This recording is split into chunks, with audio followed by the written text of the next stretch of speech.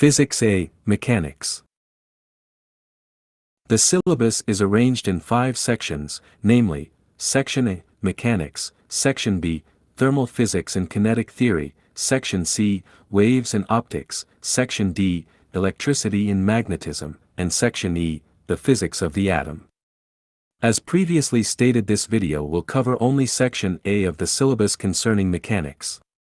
Each section will be covered in separate videos. Scientific Method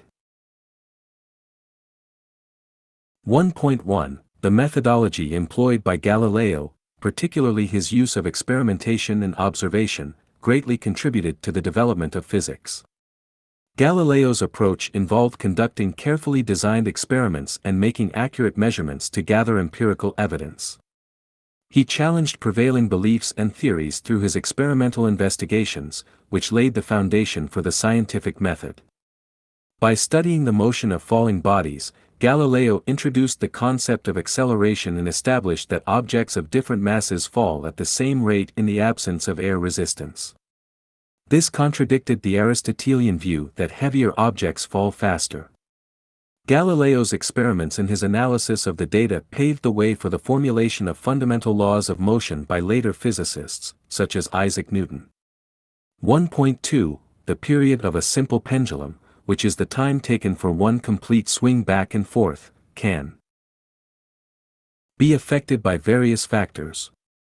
These factors include the length of the pendulum, the mass of the pendulum bob, the amplitude of the swing, and the local acceleration due to gravity.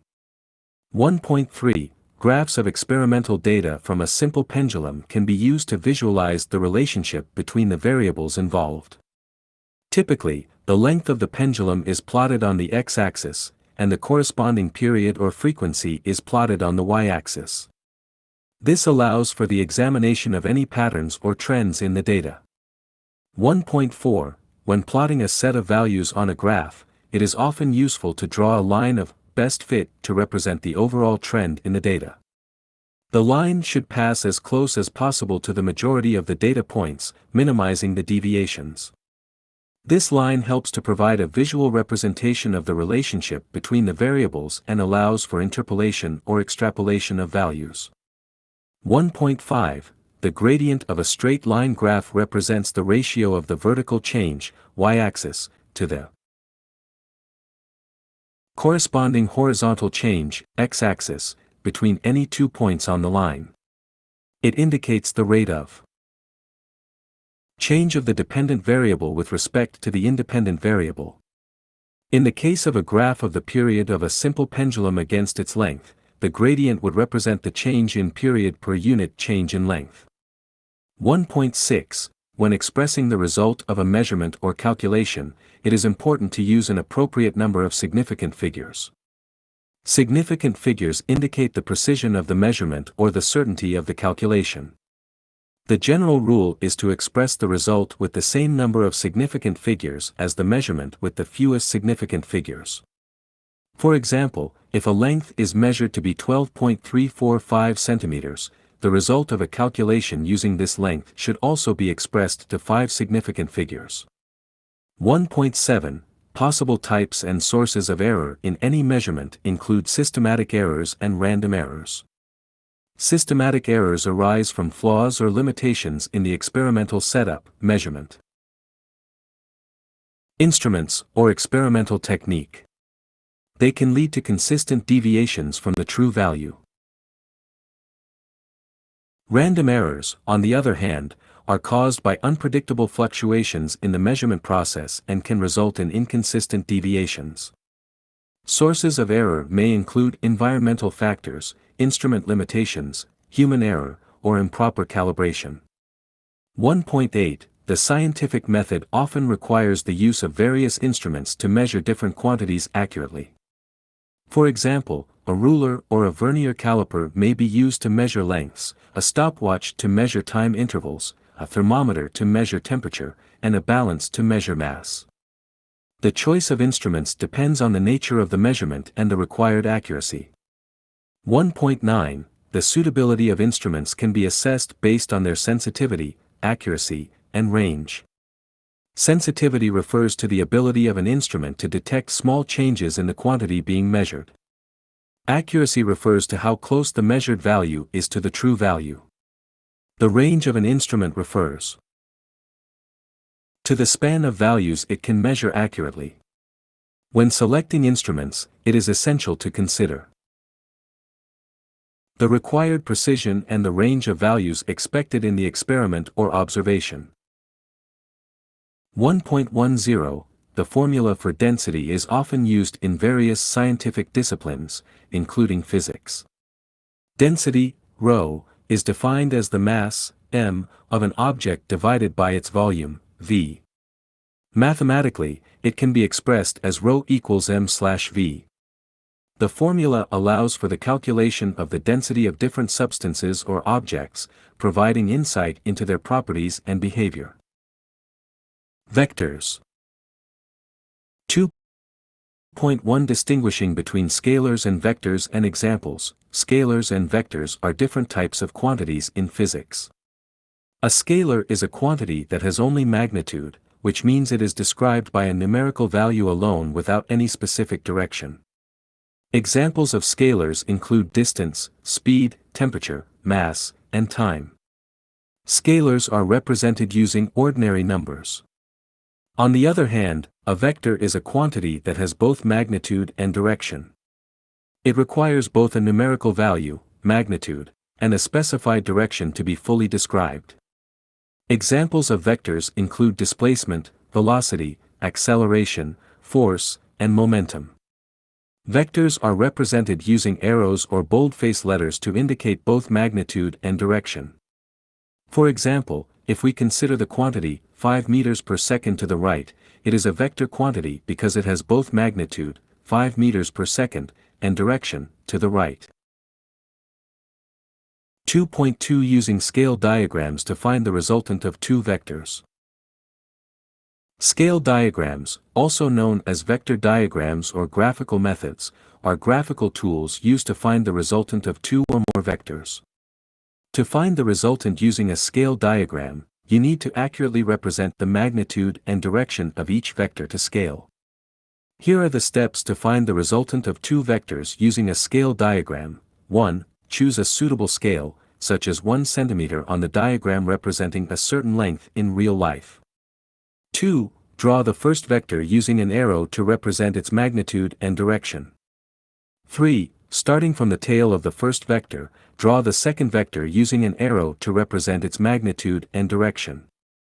4. Complete the diagram by drawing a line connecting the tail of the first vector to the head of the second vector.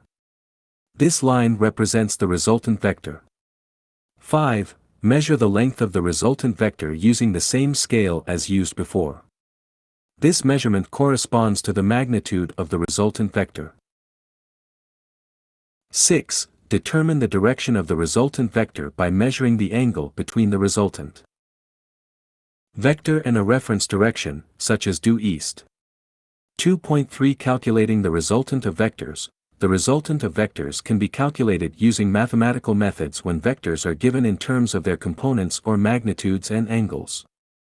Here's how to calculate the resultant for different cases. Parallel vectors. When vectors are parallel, their magnitudes add up, and the direction remains the same.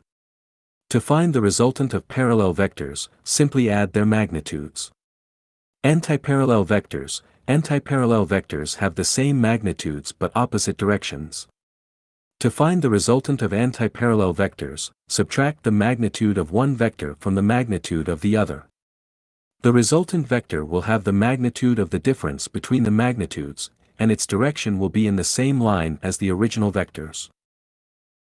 Perpendicular vectors. When vectors are perpendicular to each other, you can use the Pythagorean theorem to find the magnitude of the resultant. Square the magnitudes of the perpendicular vectors, add them, and then take the square root of the sum. The direction of the resultant can be found using trigonometry, such as the tangent function. 2.4 Explaining that a single vector is equivalent to two other vectors at right angles. The concept of a single vector being equivalent to two other vectors at right angles is known as vector resolution or vector decomposition. It states that any vector can be represented as the sum of two or more vectors, which are typically chosen to be perpendicular to each other. For example, consider a vector A represented by an arrow. This vector can be decomposed into two perpendicular vectors, B and C, such that A equals B plus C. The vector B is typically chosen to be parallel to A. Chosen reference axis, and the vector C is perpendicular to B. The process of decomposing a vector into its perpendicular components is known as resolving the vector. This concept is useful because it allows us to analyze vector quantities in different directions and perform calculations using the individual components. It is often used when working with vectors in coordinate systems, where vectors can be conveniently expressed in terms of their components along the coordinate axis.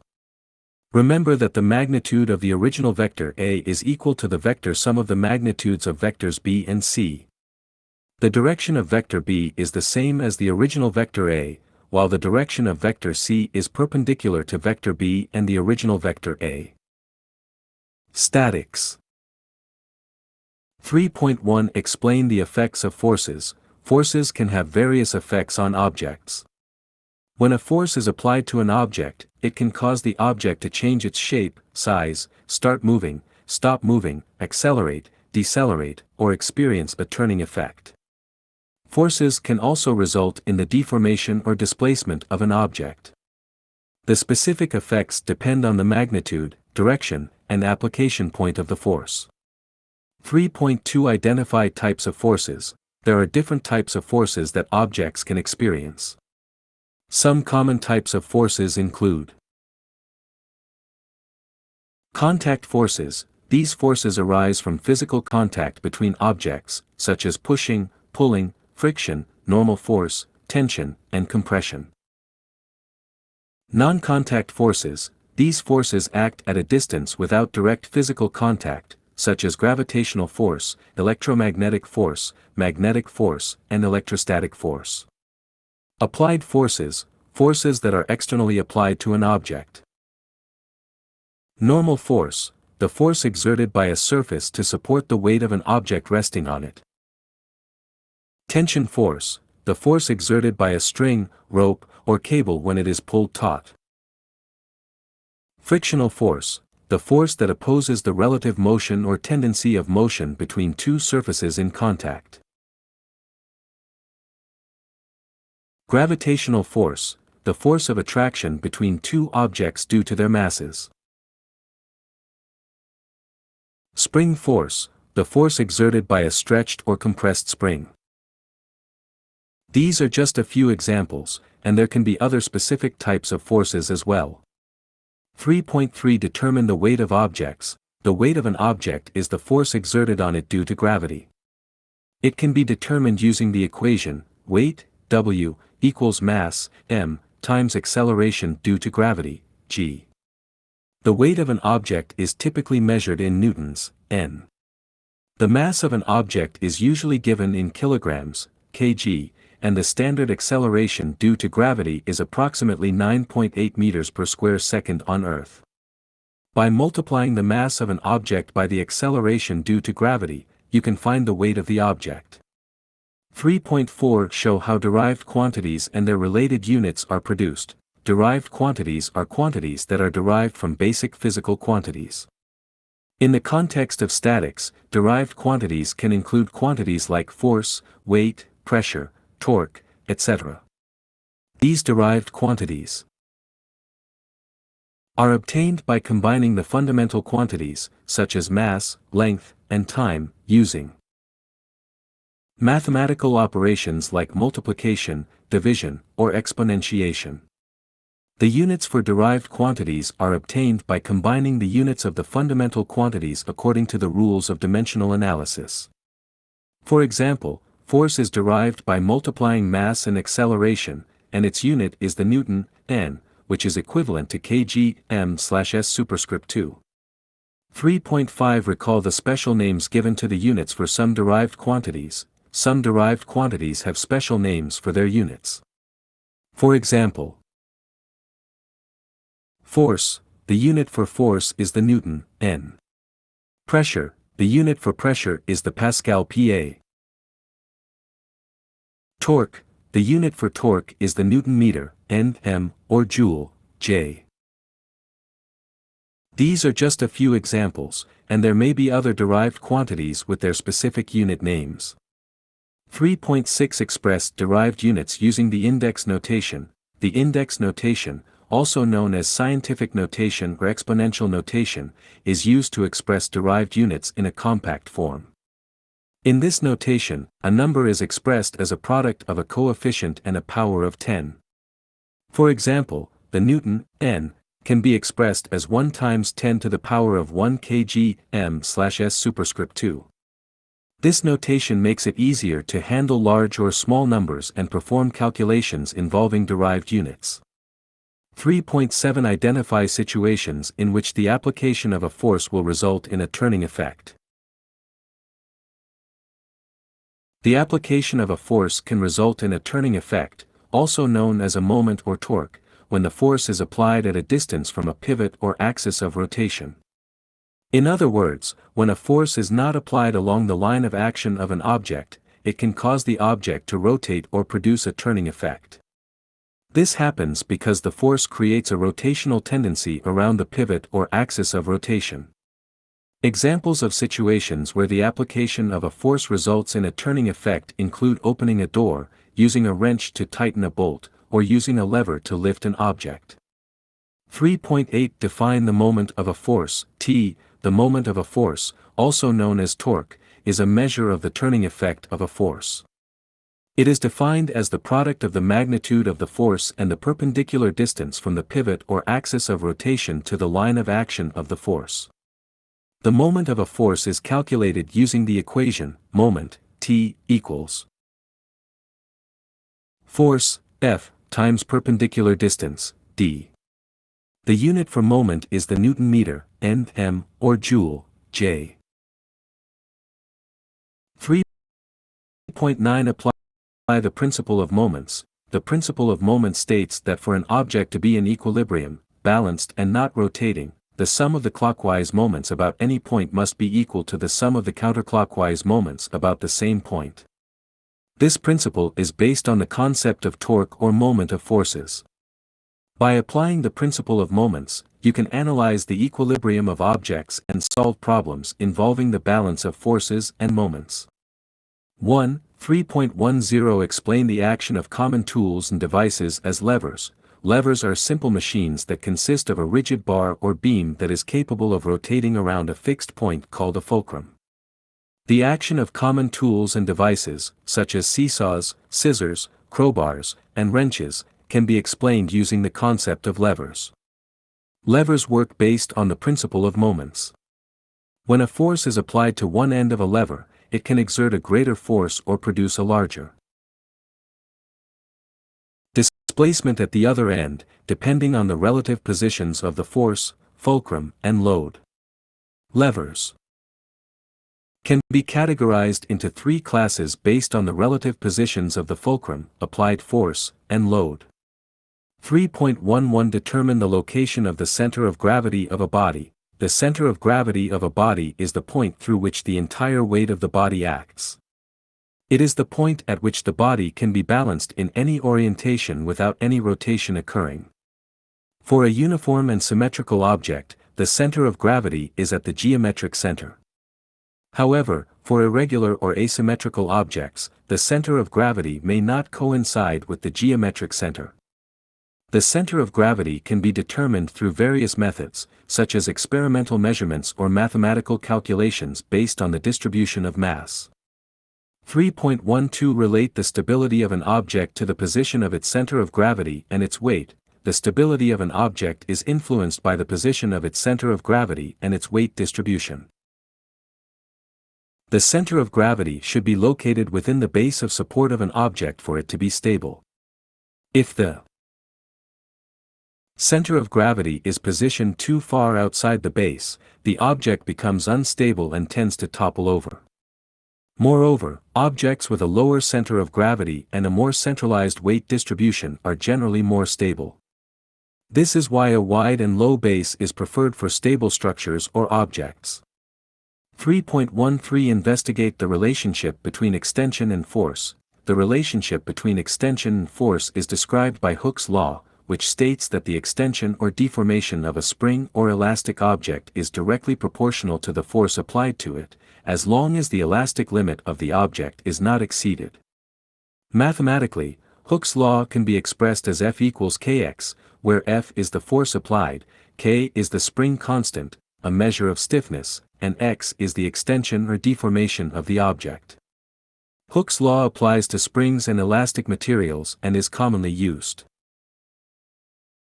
to analyze systems involving springs, such as in elastic potential energy calculations. 3.14 Solve problems using Hooke's law. Hooke's law can be used to solve problems involving the extension or deformation of springs and elastic materials. By knowing the force applied, the spring constant, and the extension or deformation, you can use Hooke's law to find the unknown quantities. This can be done by rearranging the equation F equals kx to solve for the desired variable. Hooke's law is widely used in various applications, including engineering, mechanics, and materials science. Kinematics.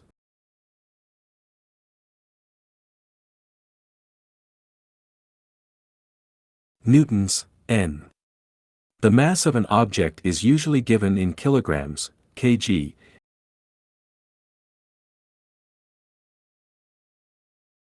kg, and the standard acceleration due to gravity.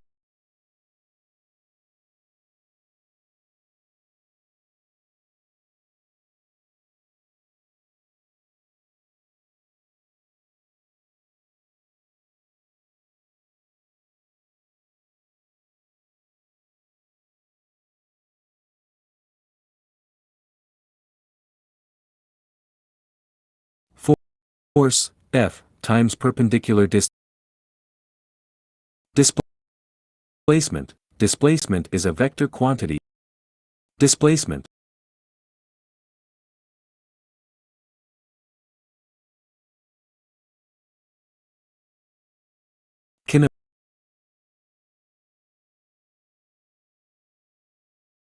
Kinematics, 4.1 Definitions of terms. Distance. Distance refers to the total length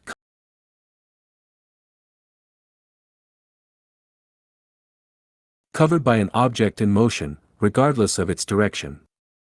It is a scalar quantity and is typically measured in units such as meters, m, or kilometers, km.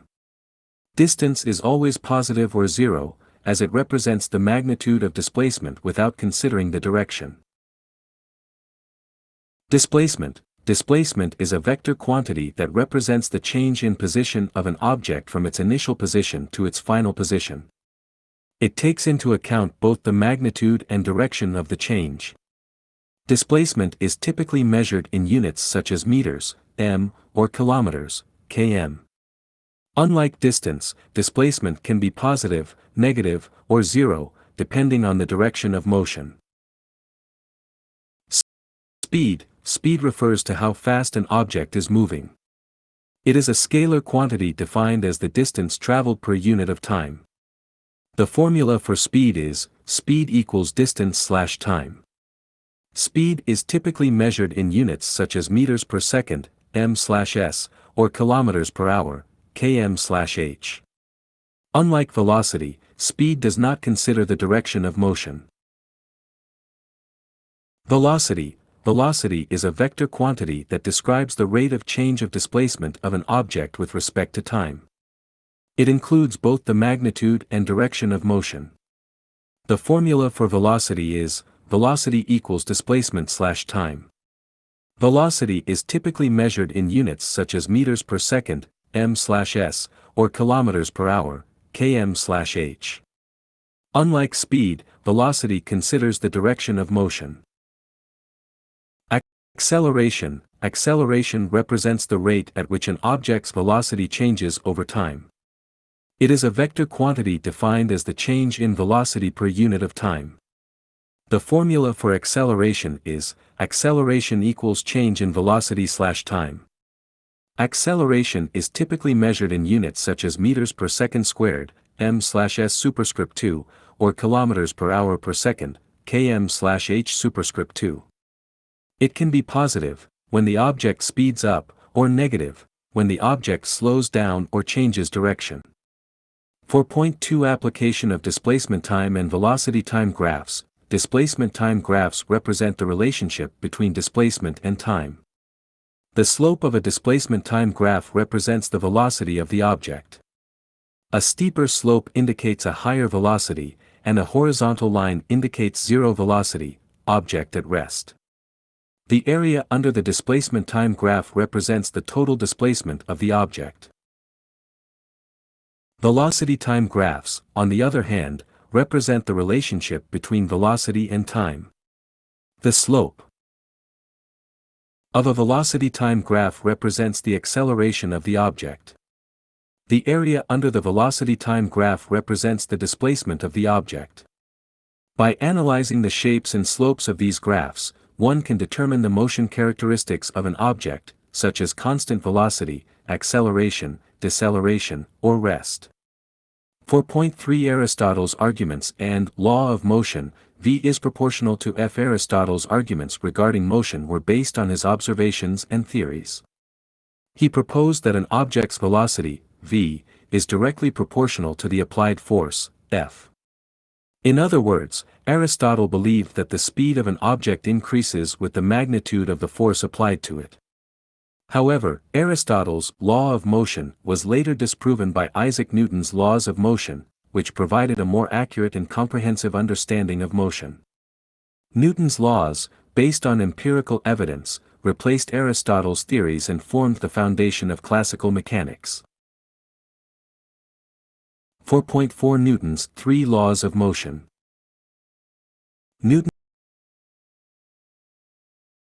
Newton's three laws of motion are fundamental principles that describe the behavior of objects in motion.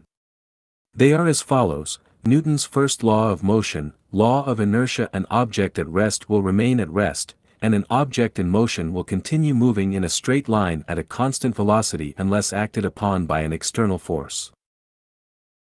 Newton's second law of motion, the acceleration of an object is directly proportional to the net force applied to it and inversely proportional to its mass.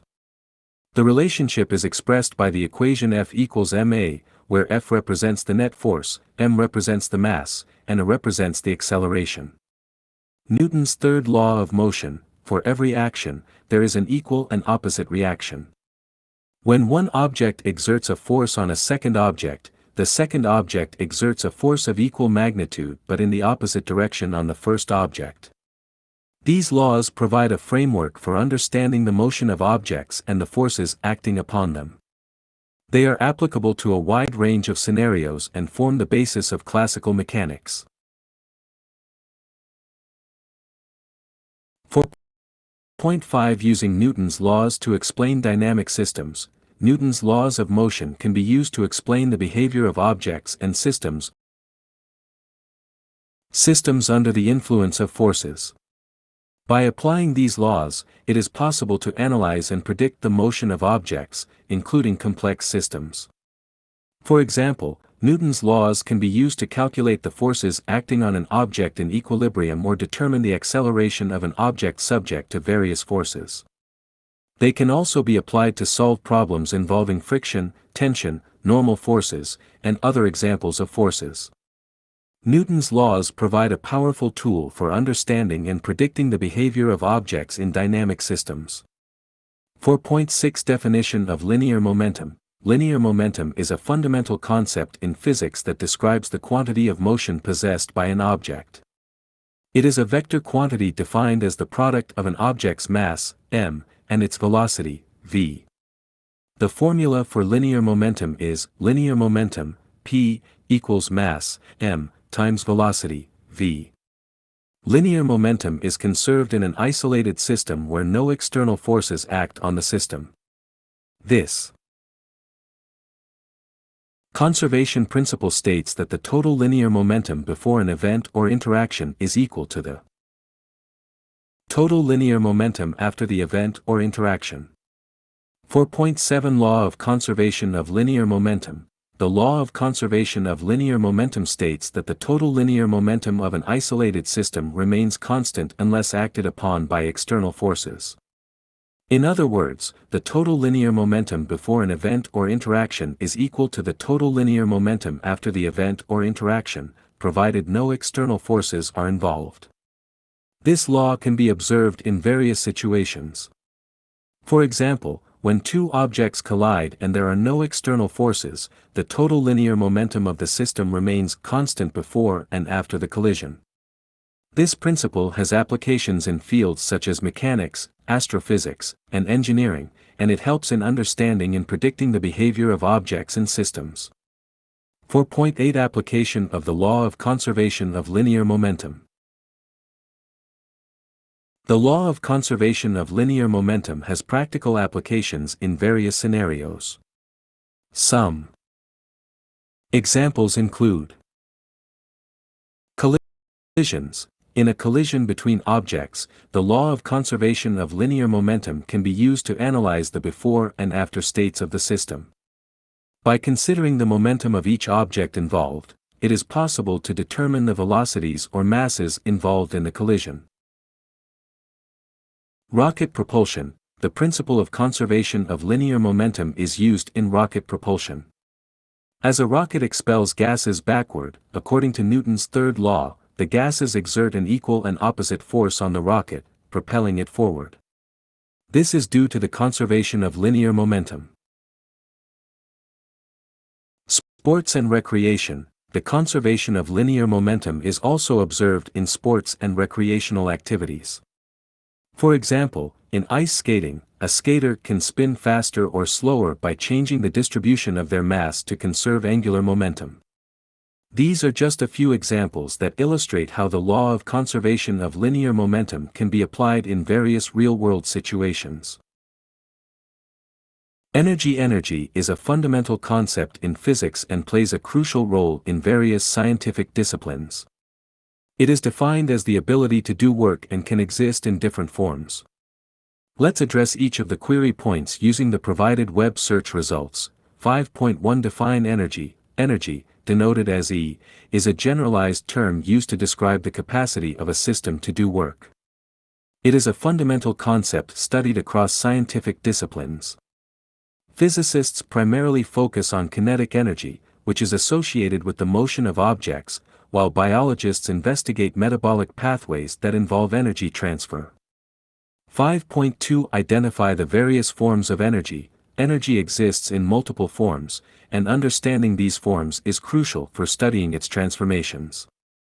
Some common forms of energy include kinetic energy. It is the energy possessed by an object due to its motion. Potential energy. It is the energy stored in an object based on its position or condition. Chemical energy. It is the energy stored in the bonds of atoms and molecules.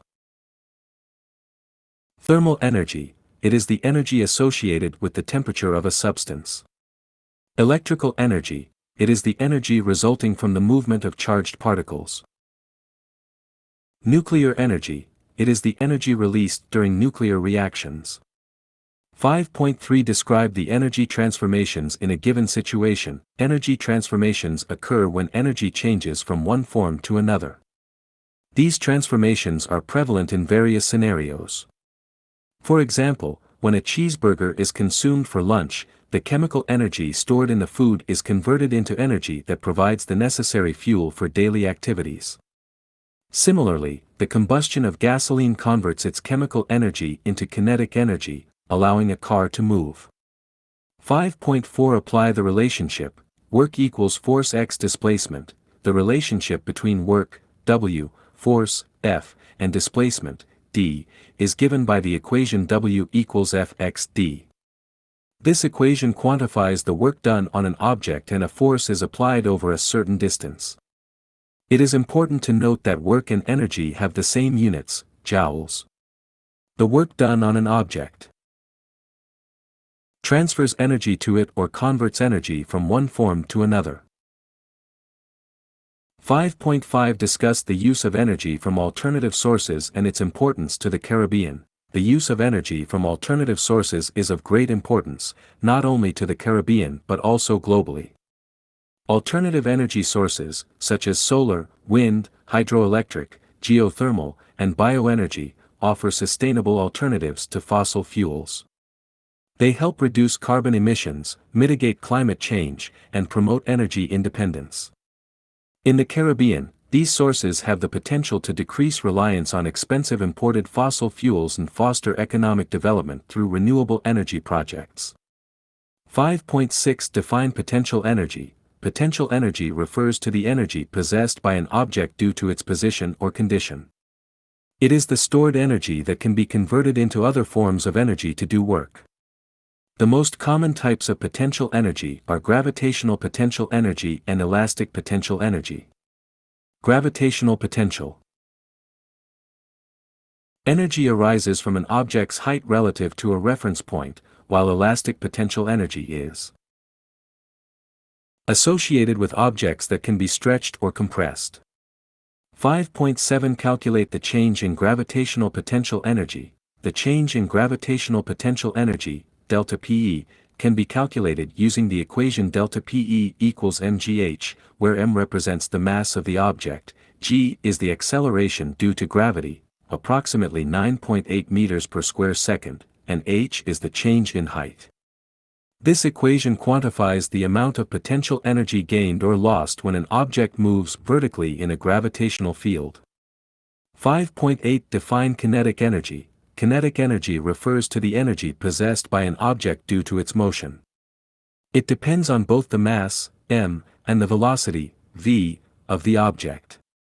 The equation for kinetic energy, Ke, is Ke equals 1/2 mv superscript 2, where the mass is measured in kilograms and velocity in meters per second. 5.9 Calculate kinetic energies. To calculate the kinetic energy of an object, you need to know its mass, m, and velocity, v. The formula. To calculate kinetic energy, Ke, is Ke equals 1/2 mv superscript 2. By substituting the appropriate values into this equation, you can determine the kinetic energy of the object in joules. 5.10 Apply the law of conservation of energy. The law of conservation of energy states that energy cannot be created or destroyed, it can only be transferred or transformed from one form to another. In any isolated system, the total energy remains constant over time. This principle is widely applied in various scientific fields to analyze and predict energy transformations and interactions. 5.11 Define power and apply the definition. Power refers to the rate at which work is done or energy is transferred. It is calculated using the equation P equals W over T, where P represents power, W is the work done, and T is the time taken. Power is measured in watts, W, and it quantifies how quickly energy is being transformed or transferred. 5.12 Explain the term efficiency. Efficiency is a measure of how effectively a system converts input energy into useful output energy. It is